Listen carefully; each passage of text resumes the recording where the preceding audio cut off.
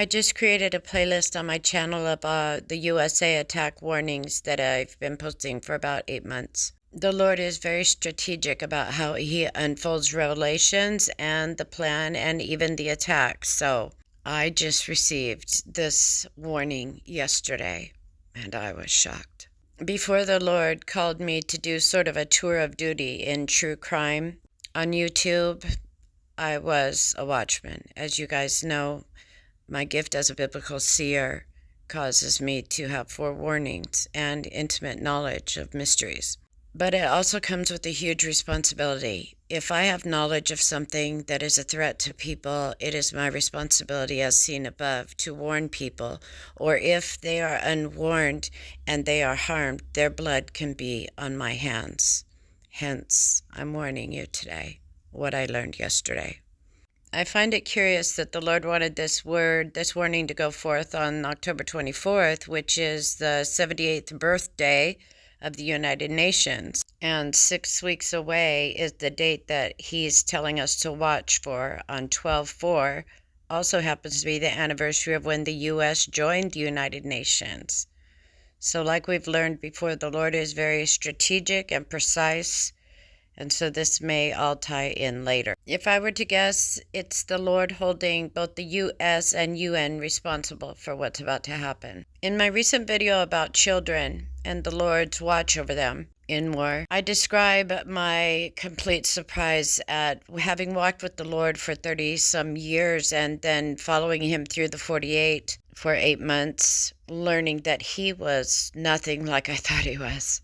I have a healthy fear of the Lord and awe of Him now, knowing who He really is. He is not the candy-coated rainbow and butterfly Jesus that people act like He is in America. He's also not a baby in a manger anymore or a broken man on the cross. I think the starkest warning and the hardest wake-up call is how He is going to prove to everybody who sees that it's Him. He's about to demonstrate that there has been a great misunderstanding, a miscommunication, and a misapplication about who He is and what He requires. We will experience what it's like to have Him lift His favor, lift His grace, lift His mercy off of a nation. There will be no mistaking it's Him, and He wants all the credit. Even though I've been through this personally with Him, I was still surprised to hear Him say, I want them to know this is me and me alone. Which means to a fighter like me, the battles have been won and lost already. Spiritual warfare during this attack will be useless. Whatever we did that brought on this response from Him has already been recorded. When I had my reintroduction to Jesus when I was out in the field, it was in direct conflict to what I had always believed about Him. The God I know and worship now is holy and has requirements. Therefore, this is what the Lord God says. Look, my anger, my burning wrath is about to be poured out on this place, on man and beast, on tree of the field and the produce of the land. My wrath will burn and not be quenched. This is the God I know to be true. He owns everything and gave us everything, and He is left out of everything. He says here, now understand this, you who forget God, lest I start ripping things apart and there will be no one to rescue.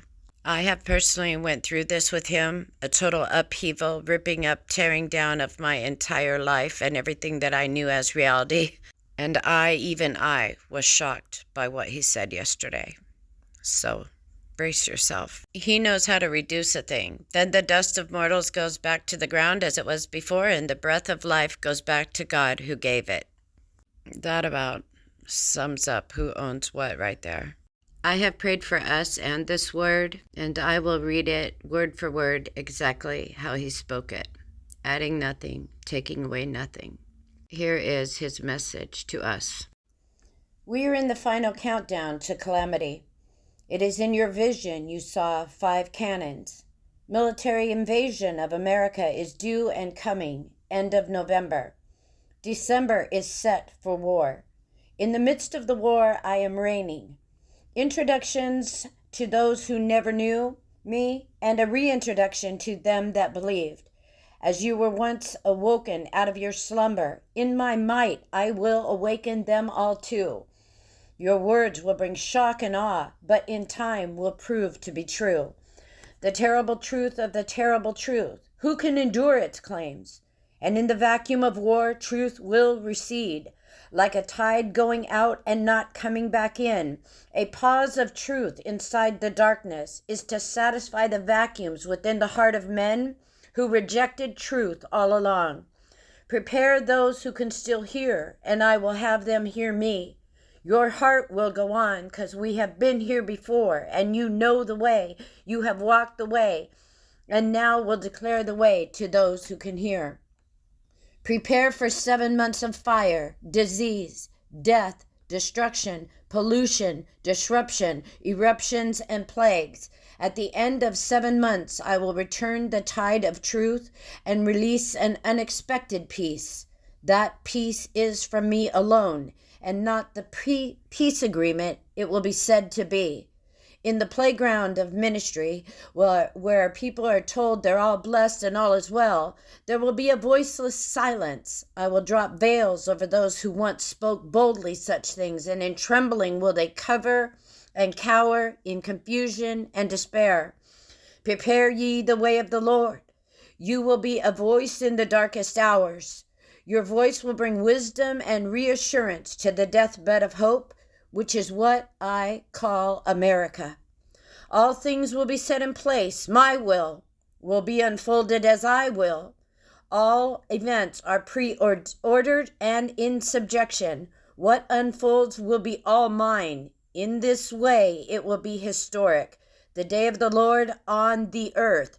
People will shrink in terror at my precise precision, complete obliteration, and sudden impact.